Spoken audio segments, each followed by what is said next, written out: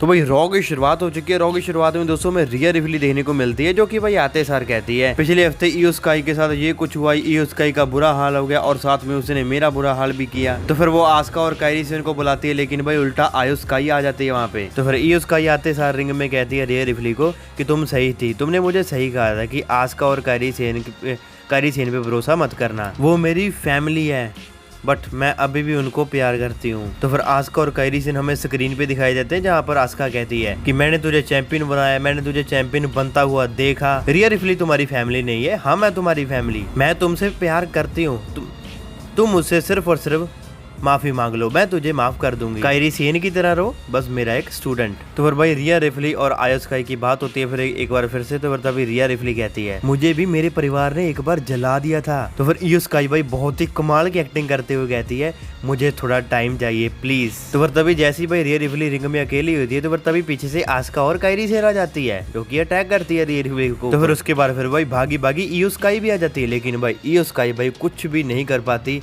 उल्टा भाई आस्का एक बार फिर से ईओ स्काई के मुंह पे वो पता नहीं क्या फेंक देती है, भाई मैं उसका नाम भूल जाता हूँ। तो फिर जिसकी वजह से ईओ स्काई की हालत एक बार फिर से पहले की जैसी हो गई थी, पिछले हफ्ते की तरह। तो फिर इसके बाद रिया रिप्ली को भी वो बिल्कुल डिस्ट्रॉय कर देते हैं। तो फिर इसके बाद ये सेगमेंट खत्म हो जाता है। तो फिर तभी हमें रूसेव और डॉम के बीच में इंटरकॉन्टिनेंटल चैंपियनशिप के लिए एक मैच देखने को मिलता है, जिसमें एक भाई डॉम भाई चीटिंग के सहारे रूसेव को इस मैच में हरा देते हैं। तो फिर आगे हमें बेली और रकेल के बीच में एक सिंगल मैच हमें देखने को मिलता है, जिसमें भी भाई रुक्साना चीटिंग करके इस मैच में फाइनली रकेल को जितवा देती है। तो फिर जीतने के बाद भी भाई बेली के ऊपर वो अटैक करना स्टार्ट कर देती है। तो फिर तभी भाई लायरा वहां पे आ जाती है। लायरा भाई ज्यादा कुछ तो नहीं कर पाती। तो फिर तभी भाई रकेल और रुक्साना एक बार फिर से भाई लायरा के ऊपर अटैक कर देते हैं, जिसकी वजह से लायरा को नीचे लेटना पड़ता है। तो फिर तभी बेली की अंदरली आत्मा जाग जाती है। तो फिर तभी भाई वो दोनों को संभाल लेती है और दोनों को रिंग के बाहर निकाल देती है। तो फिर इससे हमें भाई ये पता चलता है कि क्राउन ज्वेल में शायद से ये टैग टीम मैच आपको देखने को मिलेगा। तो फिर इसके बाद एलन नाइट और कॉफी के बीच में हमें एक सिंगल मैच हमें देखने को मिलता है, जिसमें भाई एलन नाइट की परफॉर्मेंस सच में काफी कमाल की थी, जिसमें कि भाई एलन नाइट इस मैच में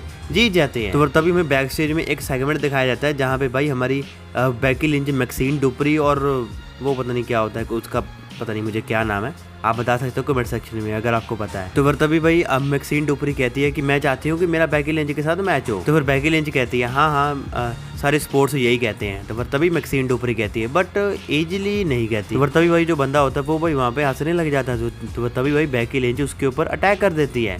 तो फिर तभी मैक्सिन डुपरी के ऊपर भी अटैक करती है। तो फिर बेकी लिंच फिर सेथ रॉलिंस को मिलती है। तो फिर सेथ रॉलिंस कहता है तुम्हें ये अच्छा लग रहा है? तो फिर बेकी लिंच कहती है हाँ थोड़ा बहुत। तो क्या मैं पॉल को भेजूं? तो फिर सेथ कहता है नहीं ये मुझे अकेले ही करना पड़ेगा। तो फिर तभी सेथ रॉलिंस भाई रिंग में आते हैं। तो फिर ऑडियंस भाई कभी तो भाई ओटीसी करती है, कभी भाई सीएम पंक करती है, कभी कोडी रोड्स करती है। तो फिर सेथ रॉलिंस कहता है कि कोडी रोड्स और सेथ रॉलिंस का मैच होने वाला है क्राउन ज्वेल में, और जो भी इस मैच में जीतेगा वो फ्यूचर होने वाला है WWE कंपनी का। मैंने सीएम पंक रोमन रेंज को साइड में किया है, लेकिन फिर भी तुम कोडी रोड्स का नाम ले रहे हो। कोडी रोड्स के पास 3 जीते हैं, लेकिन मेरे पास 3 हारे हैं। तभी भाई कोडी रोड्स का म्यूजिक हिट हो जाता है, कोडी रोड्स रिंग में आते हैं। तुम ब्रॉन और ब्रॉन्सन उनको सिखा रहे हो, चलो अच्छी बात है। रेसलमेनिया 40 में वो मैं कभी भी नहीं भूल सकता जब तुम मेरे दोस्त थे, तब भी हम एक अच्छे दोस्त थे, तुमने मेरी हेल्प की न्यू चैंपियन बनने की। मिस्टर हाइमन ने अब ब्रॉक लेसनर को अनाउंस किया था, ये तुम्हारा निर्णय था। तो फिर सेथ रॉलिंस कहता है हर एक डिसीजन मेरे हिसाब से चलता है। तो फिर कोडी रोड्स कहता है तुम कहते हो 20 साल बाद हम कहाँ होंगे?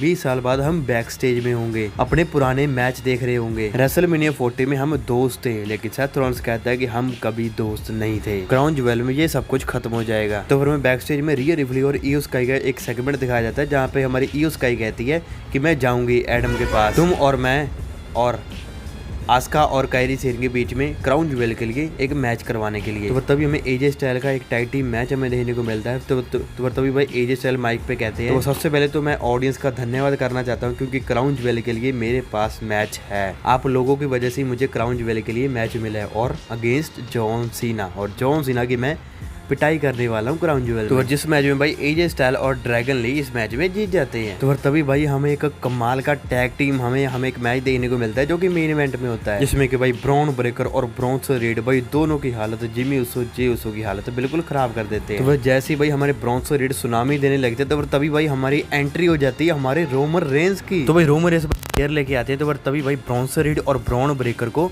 बिल्कुल डिस्ट्रॉय कर देते हैं चेयर से। तभी भाई जे उसो और जिमी उसो भाई दोनों भाई एक उसो क्लैश देके ब्राउन ब्रेकर को फाइनली हरा देते हैं। रोमन रेंज भाई ब्राउन ब्रेकर के ऊपर अटैक कर देता है, उसको बाहर निकाल देता है। तो तभी भाई जे उसो और जिमी उसो भाई दोनों अपना गले वाले मिलते हैं रोमन रेंज के साथ। तो फिर इसके बाद आज की रॉ यहाँ पे खत्म हो जाती है।